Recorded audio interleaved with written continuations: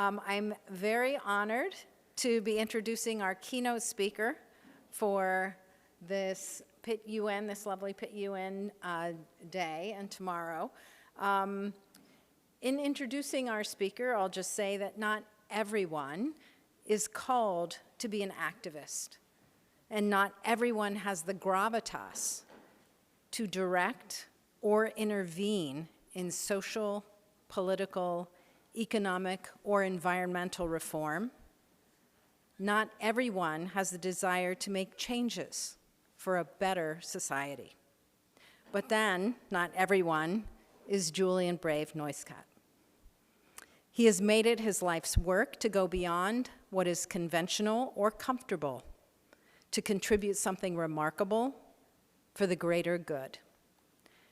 At the core of the inspiration for his work is the belief that Indigenous peoples can contribute deeply to understanding and addressing the world's most pressing challenges, particularly the climate crisis.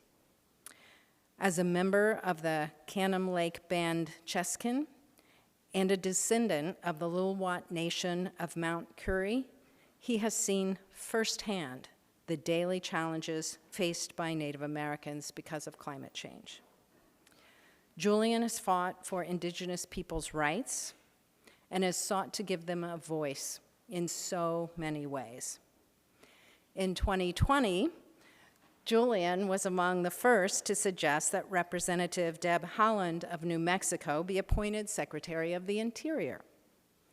As you may know, Deb Haaland is a citizen of the Laguna Pueblo.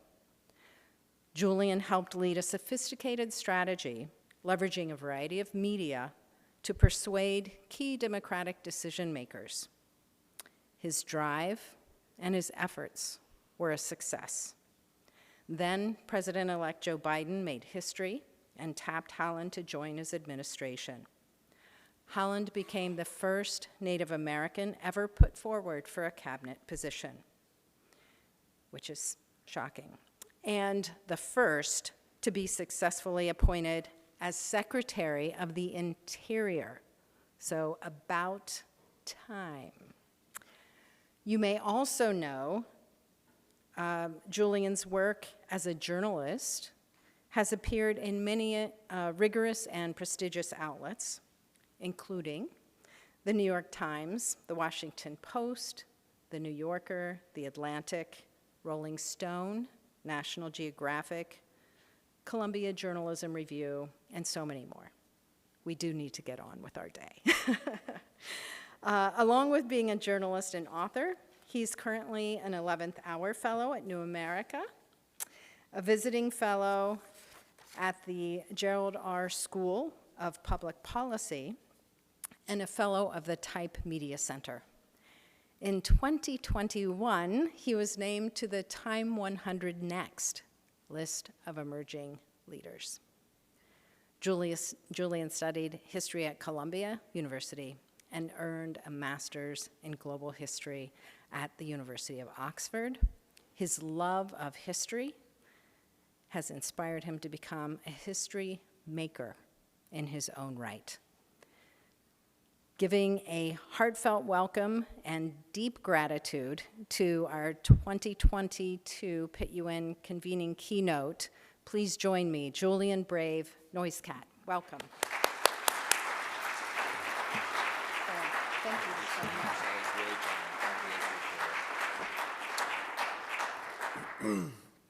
much. Wade Quahoidap, Julian Brave Neustadt, when Chechwa, Sakwachwach, and at Statlim, Kendits Gaskin, which Daquin to Schmaquim.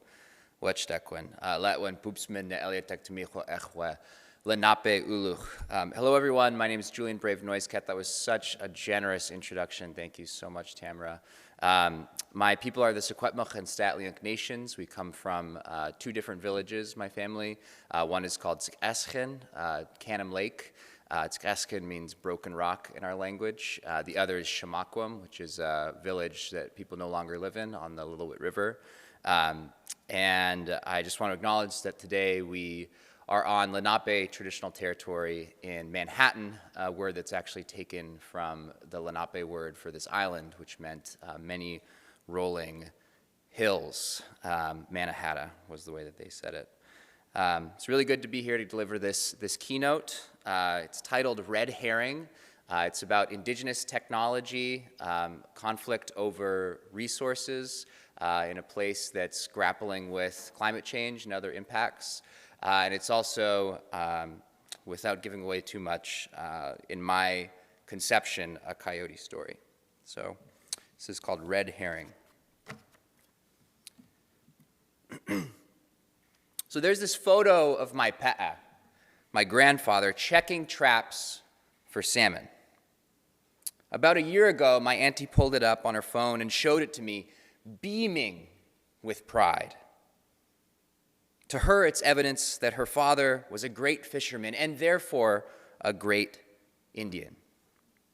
I've wondered at it myself.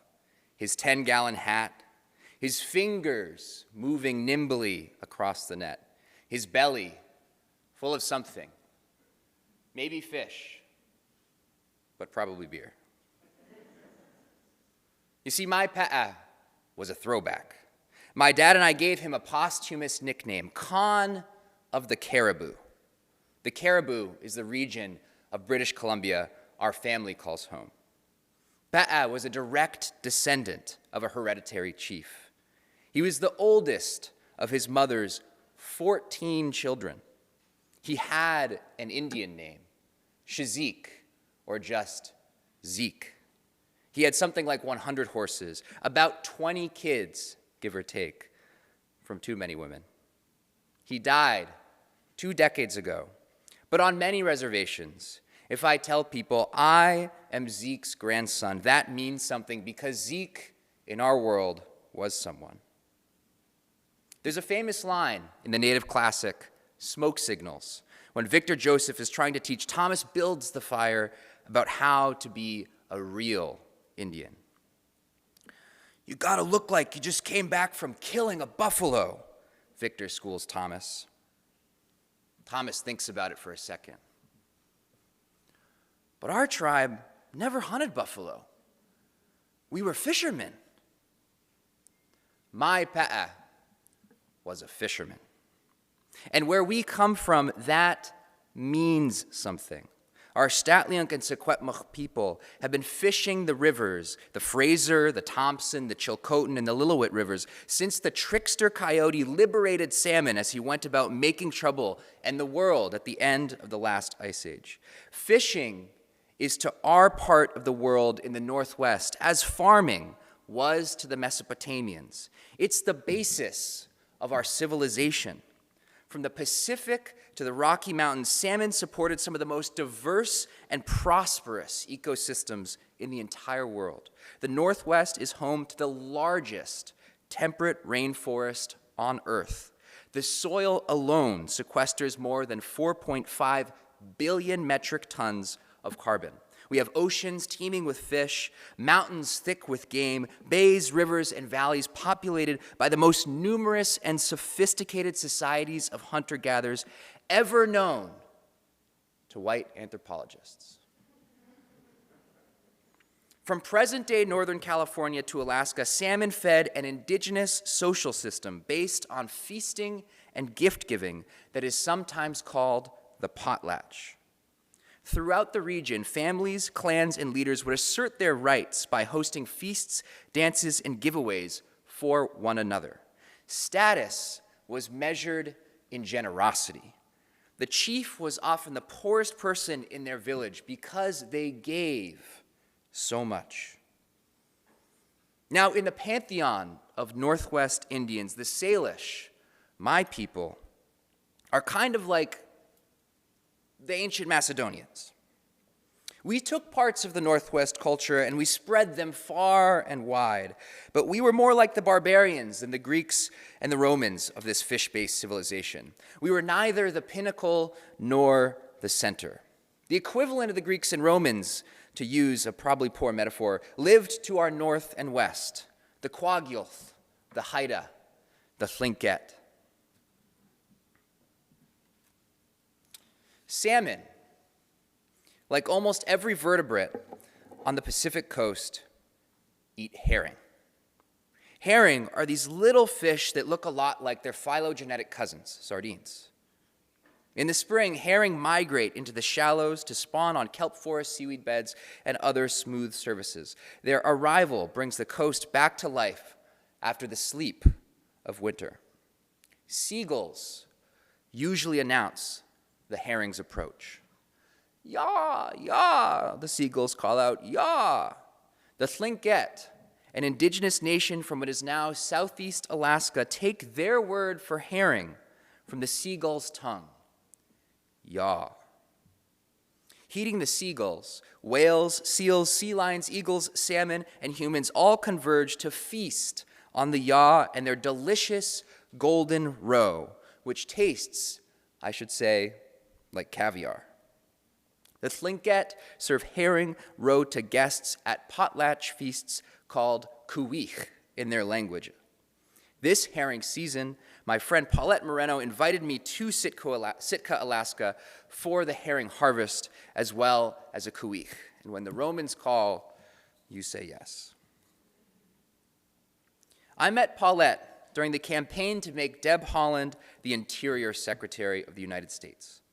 Paulette was a source for a story I wrote about how Alaska Natives were lobbying their senator, Lisa Murkowski, to vote for Haaland's confirmation.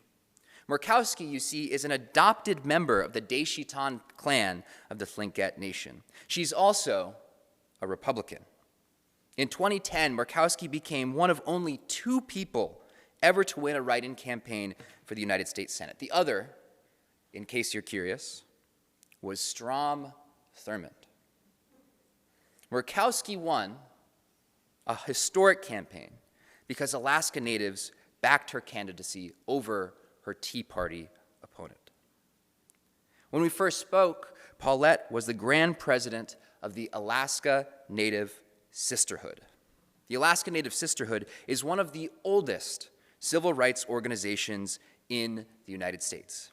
In 1945, Elizabeth Perodovich, then the grand president of the Alaska Native Sisterhood, so Paulette before Paulette came around, Elizabeth Perodovich won a campaign in 1945 for this nation's first ever state or territory level anti-discrimination statute, the first in United States history. When Senator Murkowski voted to confirm Deb Haaland, Haaland became the first ever Native American cabinet secretary. Murkowski's vote was, in no small part, because of Alaska Natives like Paulette and before her, Perodovich. Sometimes we may despair that the sisterhood is not sufficiently powerful in this country, but not so for the Alaska Native Sisterhood. You see, Alaska Natives in general, and the Tlingit in particular, have a lot figured out when it comes to fish, to culture, and to politics. They are the Romans of the civilization. In the summer of 2021, Paulette showed me around her hometown of Sitka, Alaska.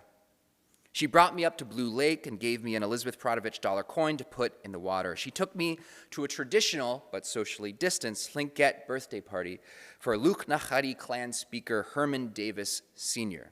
And she introduced me to the way herring are cultivated by the Tlingit. Not just fish, not just harvested, cultivated.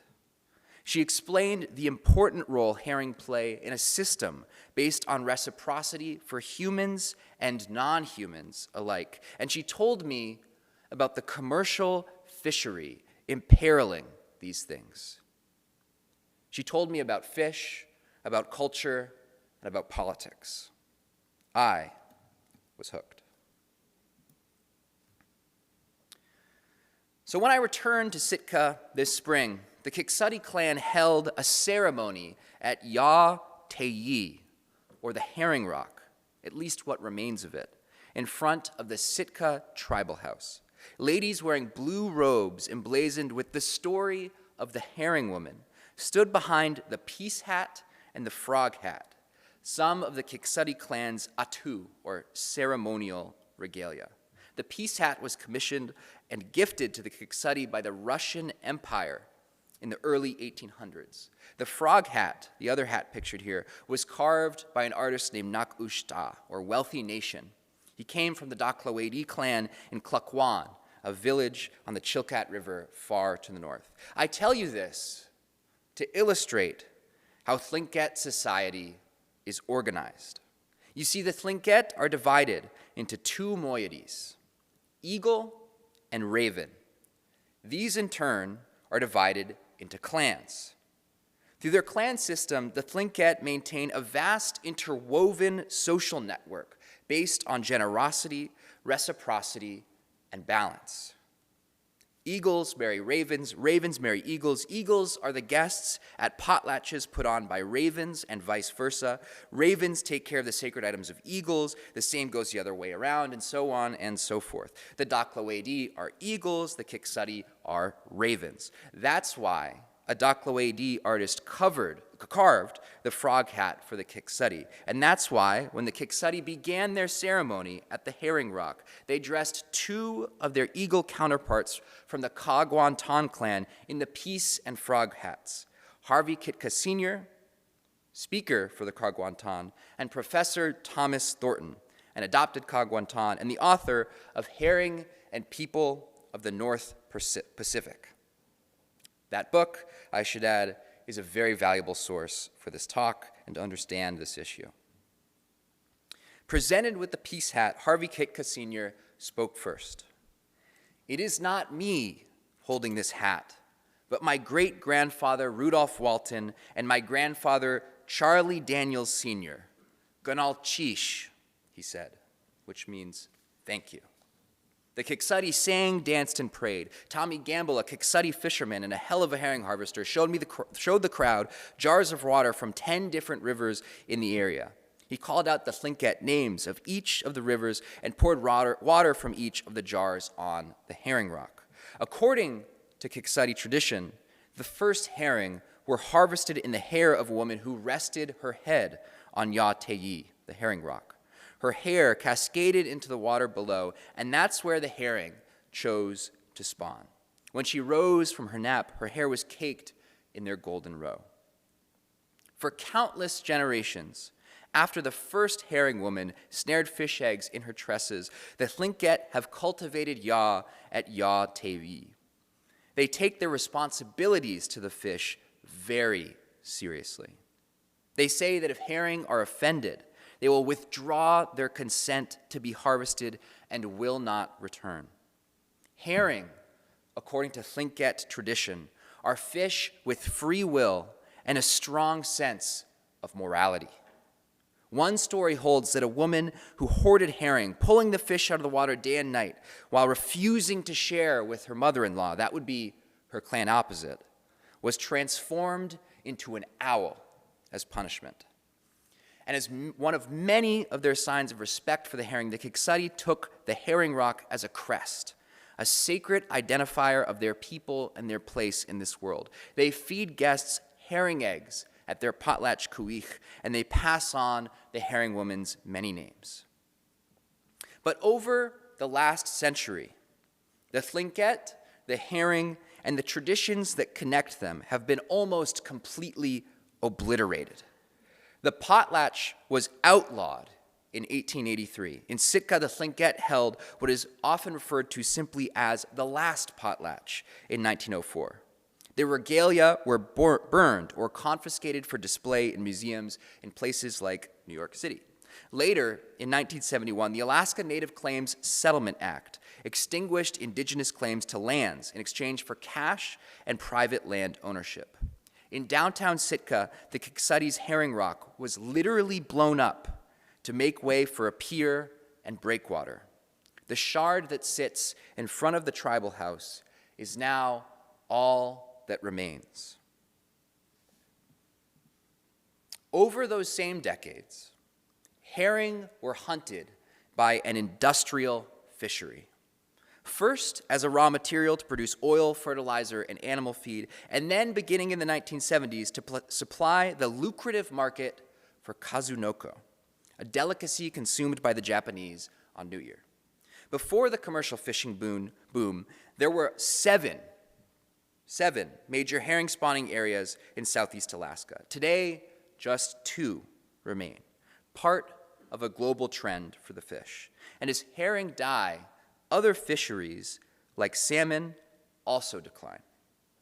This decade, king and silver salmon have collapsed in multiple parts of Alaska, like the Yukon River, the Cook Inlet, and the Copper River.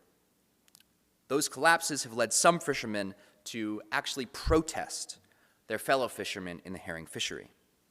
And as a consequence of the herring's decline, the flow of nutrients up the food chain and inland through salmon runs is waning, portending a future where the once magical Northwest, one of our most vital resources in the fight against climate change and much else, is not quite so vital and magical.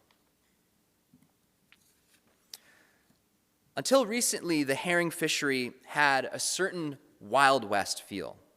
The Alaska Department of Fish and Game would give the state's 48 herring permit holders, owners of the most expensive fishing permits in all of Alaska, just 2 hours' notice before the opening each spring. Seiners and tenders would motor out to the spawning grounds in an armada. A Fish and Game official would count down from 10 over a radio and then fire off a gun, horse race style. The boats would slam the throttle, encircling and netting the fish. Aboard commercial herring boats, females are cut open for their valuable sacro, the part of the herring consumed by the Japanese. Males, which have little commercial value, are slaughtered and often dumped. A few years before the pandemic, one good set, could net a boat of half dozen men about $1 million. Sitka's fishery was even featured in an episode of National Geographic's Cowboys of the Sea. At present, a more corporate mindset has taken hold. The Japanese do not consume as much kazunoko as they used to. Younger generations don't have a taste for it the way their elders did.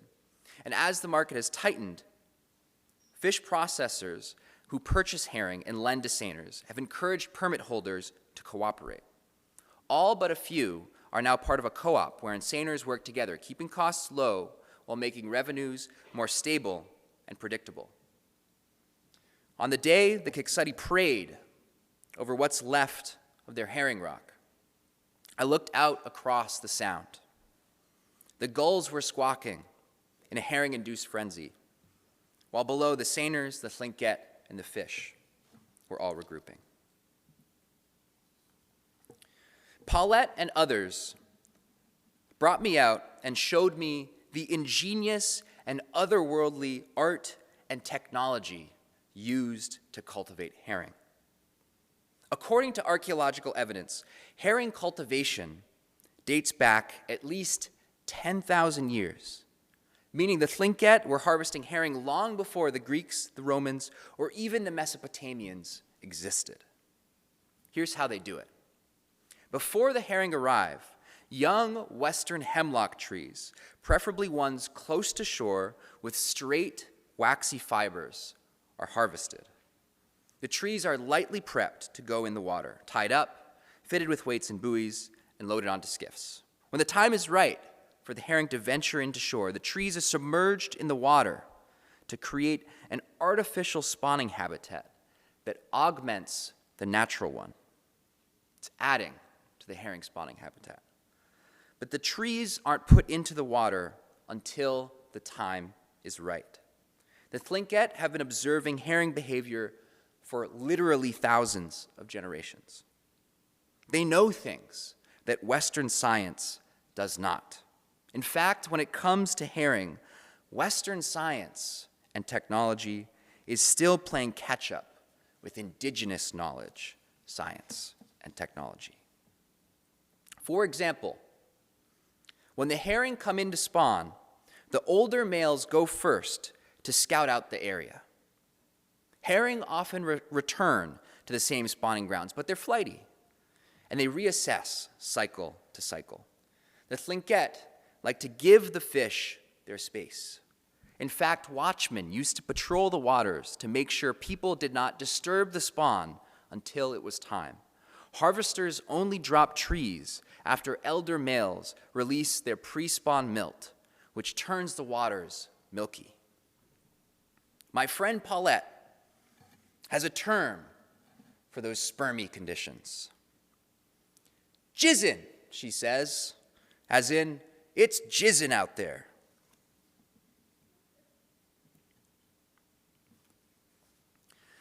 On a Wednesday in herring season, Harvey Kitka Sr. picked me up in his minivan. We hit the drive-thru for a Sprite and a crispy chicken sandwich. Our subsistence spot, Harvey joked. And then we drove from one end of town to the other. Oceans used to be teeming with herring, Harvey said, looking out across the sound. As far as you could see, herring flipping. Harvey narrated the history of fish, people, and place at the time scale that he and his people look at things. He began at the Ice Age with the clan migrations from Kicks Bay. Sitka sits across the sound from a volcano called Mount Edgecombe.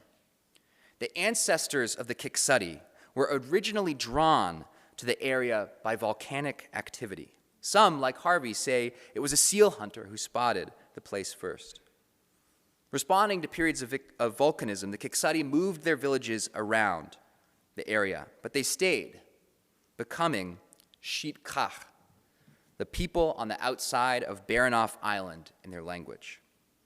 The Russians built a fort at Starogavin on the north side of Shitkach in 1799. The Thlinket chased him off. In 1804, there was a big fight between the Russians and the Shitkach. The Kiksadi, the clan, was sent into exile for 2 years. When they returned from the forest, they made peace with the Russians. Harvey's clan, the Kagwantan, established a village at Keet Gushihi in the Killer Whale Stream to trade with the outsiders. Harvey's father was a big man for that clan. Starry Gavin, the place where the Russians built their first fort, is a spot where Harvey first harvested herring. All this history is interconnected for him. As we drove, Harvey told me herring were once so plentiful that the Thlinket used to use a special rake to skim the fish off the water. But it's not like that anymore. Harvey took me south of town to a bay called Silver Bay to explain and show me why. You see, Silver Bay is named for the herring that used to populate it. The bay was a spawning site created by Thlinket, who brought hemlock branches with eggs into the area to encourage the herring to return there. Harvey did this, and he knows another guy who did it before him. That guy's name was John Duncan, and Harvey says John liked to call the herring his girlfriends. Before John, I'm sure the herring had another boyfriend, but Harvey does not know the fish's full dating history. According to Harvey, John's girlfriends stayed in Silver Bay year-round, but that was before wastewater from a pulp mill contaminated the bay in the 1960s. After the loggers moved on, the mill was replaced by a fish processor called Silver Bay Seafoods. About a decade back, Harvey planted branches with eggs in Silver Bay to encourage the herring to return. But when they did, the Department of Fish and Game opened the area to the commercial guys again. Seiners, Silver Bay Seafoods, and nearby hatcheries, which release dog, pink, and king salmon, salmon that eat herring, have so far prevented the silver fish from making a comeback. And now, Silver Bay isn't so silver. Down at the docks, I clambered aboard a Depression-era vessel called the Ellie, captained by 39-year-old Steve Johnson. The Ellie is outfitted with a little skiff, but the skiff's motor was broken, so when Steve's crew went out to pull trees, they had to row, like in the olden days. According to Department of Fish and Game lingo, Steve is a super harvester. He's on the water about 270 days per year. He set 73 trees in 2022, yielding literally thousands of pounds of herring eggs. And he likes to teach. The day I came out, he had 2 Yupik men learning with him. But interestingly, in recent years, many of his students have been non-native. In fact, many have been white. Herring hippies, Steve calls them. I don't mind. I'll teach anybody how to do this. As long as you're willing to work, be safe, and follow directions, I'll teach you. Steve pointed the bow of the Ellie north, and we motored out of town past a mountain called Dachet. We kept looking for herring, which were nowhere to be found, until we reached Nakwasina Bay, where Steve gave up and started looking for seals to shoot instead. At Nakwasina, a mountain called Anahoots towers over the site of Steve's ancestral summer village. In the Alpine, Steve and other Thlinkets say you can still see the rock breakwaters built by Thlinket during the last Ice Age's floods. On the shoreline, you can still see the places where rocks were leveled for canoe landings and houses. In the 1920s, the Navy and the Forestry Service burned down that village and many others like it to create Tongass National Forest. But the Thlinket way of life is coming back. Steve tries to live how his grandfathers and his grandfathers' grandfathers lived. I think our way of life is better than the Western way, Steve told me. A lot of it is difference in worldview. Western culture is focused on giving status for what you are or what you own. Native culture is focused on what you give and give back. Humans aren't supposed to be super capitalistic and hoarding, he continued. Most civilizations are based on helping each other. Puttering around his ancestral bay, Steve was not finding any herring, any seals, or any of the other things that used to be plentiful to give back not so long ago. So instead, as we turned back to town, he offered a poem. Of his own making, I should say. It goes, "The red herring. Does he cross the mighty Bering? Nobody knows what he sees, but his eggs taste good to you and me. Oh, the mighty herring, he cannot fight. He only lives because of flight. Everything in the sea waits to eat thee, but he is still, oh so free. Come with me and cut a tree, and herring eggs there will be."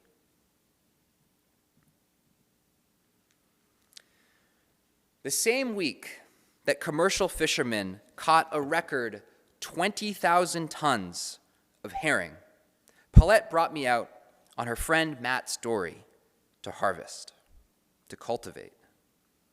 As we motored out, the clouds were breaking, but during herring season, conditions can change on a dime. Herring weather, they call it. Near Middle Island, we passed Steve Johnson and the crew of the Ellie harvesting herring in their rowboats. From them, we scored a handful of sandwiches, but no eggs. After lunch, Paulette threw a grapple at some kelp. As the line dragged behind the boat, it got stuck in the propeller. Matt killed the engine and dropped anchor. As the waves heaved our dory towards the rocks, we tried to untangle the prop. A few dangerous minutes passed. And then suddenly, it was loose. And off we motored again through Crow Pass to the far side of Premisela Bay.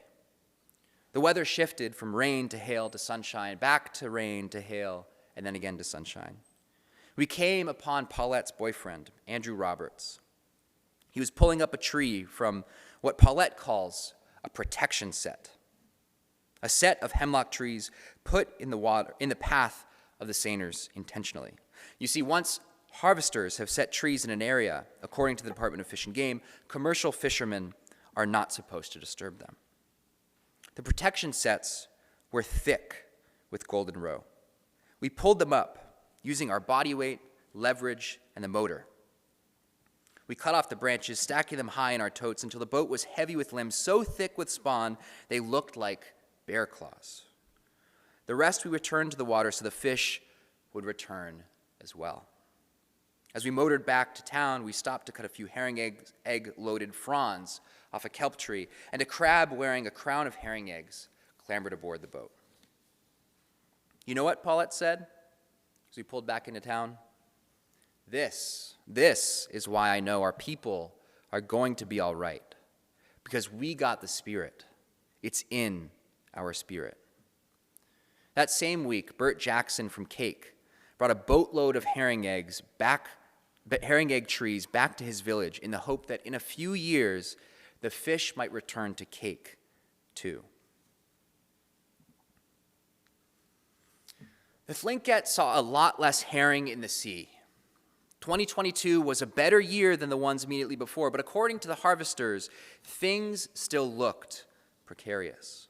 Whales and sea lions now come up to Alaska from California. They eat a lot of herring. So do hatchery salmon. There was a diesel spill north of Sitka during the spawn. It's unclear how that impacted the fish. And it is also unclear what effect climate change is having.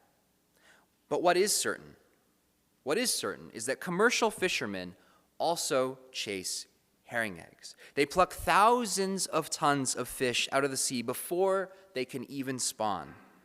And everywhere that commercial sacro fishery has gone in southeast Alaska, the herring have gone with it. Sitka is the only place where enough fish remain to even conduct a commercial fishery. And the herring that have survived do not act like their ancestors. Perhaps this is because fewer males make it past age 5, or perhaps it's because the fish have to dodge a high-octane fleet before they spawn, or maybe there's something else happening out in the warming, plastic-filled Pacific that harvesters and scientists do not yet see. Whatever the reason, the herring have become less predictable, making local knowledge less valuable while the harvest becomes more challenging and expensive. As gas prices soar, subsistence isn't so cheap. Which makes you wonder why. In 2022, the Department of Fish and Game authorized a more than 45,000-ton harvest of herring, the largest harvest of herring ever. When they showed up to the Board of Fish meeting in Anchorage last March, the Sitka Tribe of Alaska and an allied activist group called the Herring Protectors were wondering the same thing. The Board of Fish is a 7-member governing body that makes decisions about how Alaska's fisheries are to be managed. The 7 members of the board are appointed by the governor, but the rules and reforms they evaluate are submitted by fishermen, tribes, and everyday citizens. The board holds its major convenings in the Anchorage Convention Center. Upstairs, there's Thursday nights at the fights for aspiring boxing and MMA stars. Downstairs, over rows of chairs, tables, and cheap catering, everyone with a stake in the state's fisheries dukes it out. The Board of Fish is a venue where technocracy holds sway, but where personal relationships, political theater, and side deals truly rule. The Department of Fish and Game makes many of its decisions based on formulas and algorithms. Those weren't created, this is an important point, those were not created until the late 20th century, when the state attempted to quantify populations of fish like the herring for the very first time. But by then, the herring had already been decimated, meaning that in historical context, in a broader scientific context and technological context, the baselines that the Department of Fish and Game uses are actually far too low. Moreover, many formulas and data sets also have not been updated in decades. The ones used to determine the herring harvest, for example, haven't changed since 1997. That formula is written on microfiche, says Steve Johnson. It's a joke, except it's also true. In years past, the Board of Fish has dismissed Thlinkett concerns, but this year, the board appeared to be aware of the shortcomings in their model and their blind spots as a governing body. Board members were friendly to the tribe. Harvey Kitka, who has been going to Board of Fish meetings a very long time, said that the March convening was the very first where he felt listened to. Privately, an insider friend of mine told me at least one new board member was sympathetic to the tribe's case. So when it was her turn to give a public comment, Paulette Moreno did not miss an opportunity for some political theater. Rocking one of her signature hats, Paulette laid a basket full of herring eggs before the board. The 3-minute testimony timer does not begin until you start talking, and Paulette knew that. So she took her time getting her props in place. Then she began. I am of my mother's people. I am a harvester of what is before you, and I will not speak of something or someone unless they are in the room. She held a branch caked in row aloft. This is what we are speaking of. By the March meeting, the 45,000-ton herring quota could not be changed. What could, however, was the way the formula in particular and the fishery in general was managed moving forward. In policy terms, those were the card fights. The Sitka tribe and an industry group, sneakily called the Southeast Herring Conservation Alliance, each came armed with 3 proposals apiece. The tribe's proposals geared towards herring conservation were numbered 156, 157, and 158. Proposal 156 would require the Department of Fish and Game to close the herring fishery if their model forecasted the herring population at less than 25,000 tons. 157 would set a limit on the number of older males that could be harvested. According, remember, to traditional knowledge, elder males play an important role in a successful spawn. 158 would require the Department of Fish and Game to close the fishery if fish older than 5 were less than or equal to 20% of the model's forecasted population. The industry's counter-proposals, on the other hand, would allow seiners to take more fish while making it harder for harvesters to gather their eggs. Proposal 159 would repeal a regulation requiring the Board of Fish to manage herring for both commercial and subsistence interests. This would, in effect, pull the rug out from under a lawsuit filed by the Sitka Tribe of Alaska. That lawsuit alleges that the Department of Fish and Game has not managed the sacro fishery for subsistence. Proposal 160 would reopen core areas of the herring spawn in Sitka Sound that have been closed to the commercial fishery, and 161 would require subsistence harvesters to get permits to harvest eggs on branches. In other words, it would require them to get permits to practice a tradition and culture that is more than 10,000 years old. Many harvesters said that this would effectively criminalize their culture. One after another, hundreds of citizens, many of them activist herring protectors, testified against the Southeast Herring Conservation Alliance's proposals and in support of the Sitka Tribe of Alaska's. The herring hippies, to borrow Steve's term, outnumbered the industry 10 to 1. And when Paulette finished speaking, it felt like the tide was turning. Then, Jared Godfrey, a Board of Fish member, asked a question. So, on the branch that you have showed that is full of herring eggs, is that dried and attached?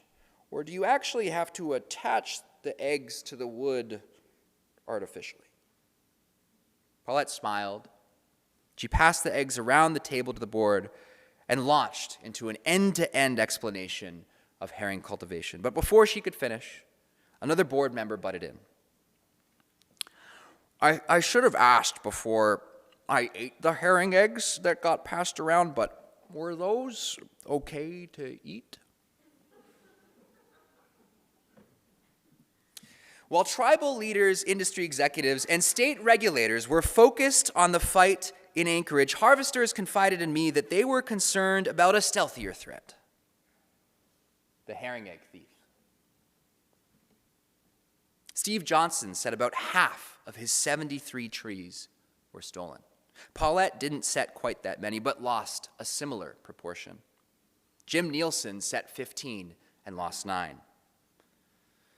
Theft is becoming more of a problem, Jim told me.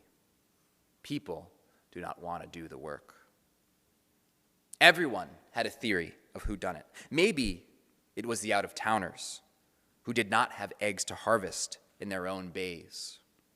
Maybe it was a harvester who had promised to fill too many freezers. Maybe it was a guy who was dealing herring eggs. I was told a freezer box full of herring eggs could fetch as much as $600 on the black market. At least one herring egg dealer has served hard time. And one harvester was accused by others of making his living off the illicit trade. No, no, said others. It wasn't a native. It was a spiteful seiner. A couple fishing boats had given out eggs on branches to community members one weekend in an effort to repair race relations. But when had those white guys learned to set trees?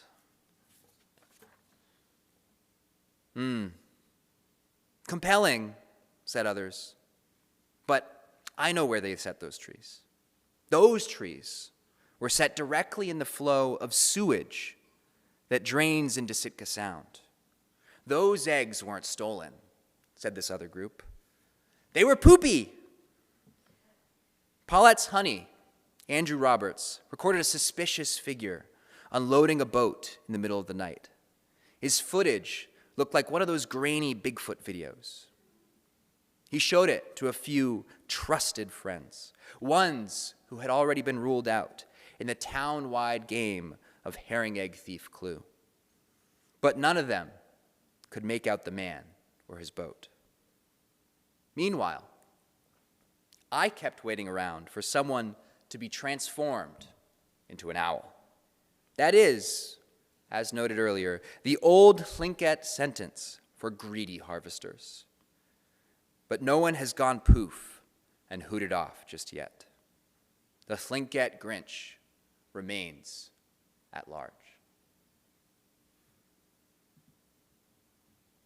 The evening Paulette gave her testimony, 3 Board of Fish members, Godfrey, Woods, and Mitchell, in the kitchen with a knife, approached Harvey and the Sitka tribe's leadership. Their offer? An off-record hotel room meeting with the Sitka tribe of Alaska and the Sainers. Harvey and the tribe were under the impression they would be meeting with a friendly group of Sainers who had put forward a proposal, numbered 164, that would make the Sacro fishery an equal split permanently. But that appears to have been a misunderstanding at best, or more likely, a bait and switch. Because when tribal leaders showed up at the Captain Cook Hotel, they were face to face with the Southeast Herring Conservation Alliance. And by then, there was no retreating from the ambush. The Board of Fish made clear that if the two parties did not come to some sort of compromise right then and there, their obstinance would influence the board's votes. Now, based on my understanding of Board of Fish rules, I'm not even entirely sure this meeting was kosher. You see, a majority of Board of Fish members cannot gather outside the Board of Fish structure. Otherwise, such a meeting constitutes a secret meeting, according to the Department of Fish and Game. Usually 3 board members would not constitute a majority of the 7-person board, except that in 2022, the Board of Fish had a vacant seat. But this is just how the Board of Fish does business, through side meetings and side deals. There are thousands of ways to influence this process, my insider told me. The testimony is a sideshow. But you see, before 2022, the Tlingit had only ever been invited to the sideshow. Now they were in the title fight. And the truth was that they were out-finessed and out-muscled.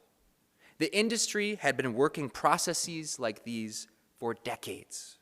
They knew every single one of the thousands of ways to influence the Board of Fish.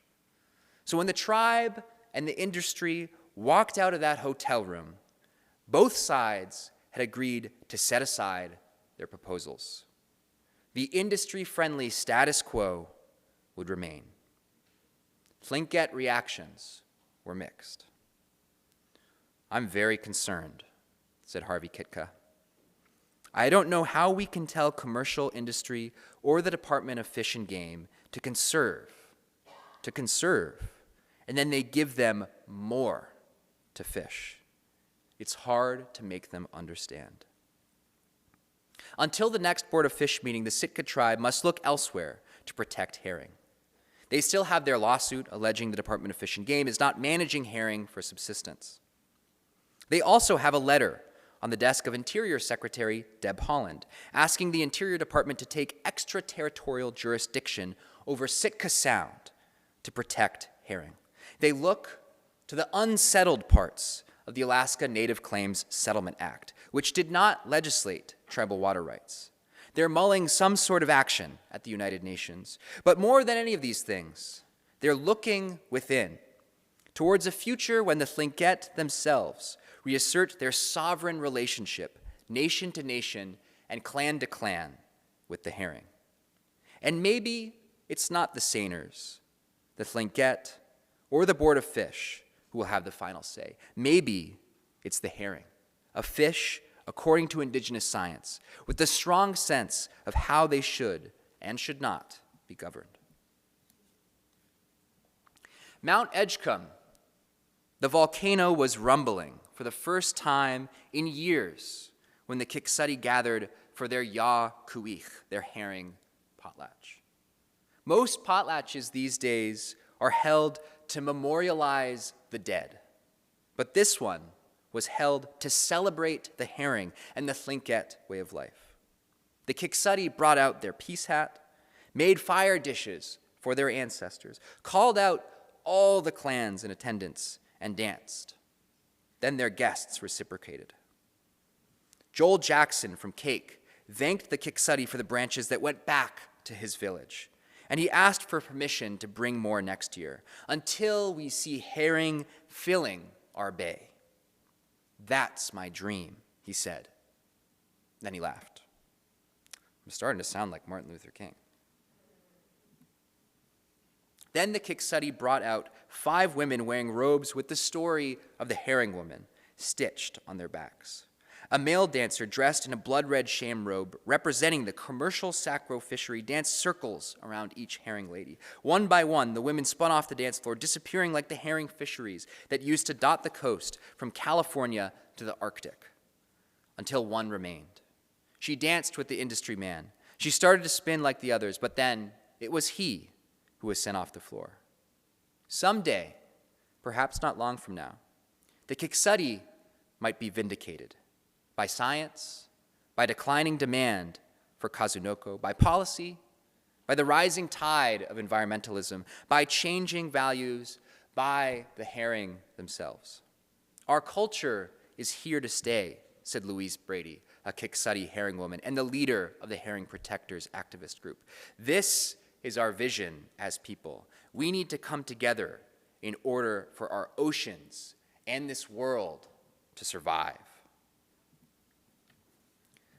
I did not grow up fishing, but in recent years, I've started descending the ancient canyon trails to dip sockeye from the rushing river like my pa'a and all of our pa'as before him, stretching back to the era of glaciation and coyote. This is our civilization, after all. And as I've taken up the net, I've started asking my dad about his fishing stories. He told me about the days and nights he spent down at Farewell Canyon on the Chilcotin River with Pe'a, his brothers, and men who were like brothers. He told me about the time one fisherman spotted a moose cresting the trail, grabbed a rifle, and gunned it down. The behemoth staggered, and then it tumbled all the way down the canyon into the river. He told me about the time Pe'a and his partner, Willie Frank, swore they saw a UFO zip down from outer space and hover right in front of their truck, stealing their technology again. When our Uncle Percy was on his deathbed, my dad and I went down to Farewell Canyon. We said a prayer and watched our ancestral enemies, the Chilcotin, fish on the far side of the river with jealousy. Recently, during one of our many nights bullshitting about fish at the dining room table, I took out that photo of Pe'a checking the nets. Dad recognized it immediately. In fact, he took it. So he told me the story. Pe'a and Dad were driving the road to the old village of Skookumchuck on the Lillooet River. Pe'a spotted a fish trap, so he pulled over and told Dad to keep watch. While my Pe'a was trying to rob fish from the net of a more diligent and honest fisherman, a fisherman who was almost undoubtedly one of his own people, if not one of his own family, my Dad snapped this photo. If you look close, you can see Pe'a is wearing cowboy boots, not the best footwear to clamber down slippery rocks to a treacherous river that can really kill you. His Wranglers and his collared shirt are fish slime free. He's got on his best hat. His lips turn up in what I imagine was a devious grin. You see, as it turns out, in the parable of the red herring, a story that could stand in for many others about indigenous peoples, industries, technologies, and natural resources, I am descended from someone more akin to the herring egg thief than the herring protector. Perhaps, as the Thlinket would say, it is not me telling this story, it's my Pe'a, Zeke. And you know what? I love that. Because my people aren't just descended from hereditary chiefs. We're made in Coyote's image, too. Right now, we are living through an epoch of geological change even more tumultuous than the Ice Age, when tricksters and transformers walked among us. I believe that if this is truly the era when we save herring, our way of life, and much else, those tricksters and transformers are also going to return. And if we look at the world and these stories the way our ancestors would, perhaps they already have. Chuk, eth kuks jetchumch. Thank you.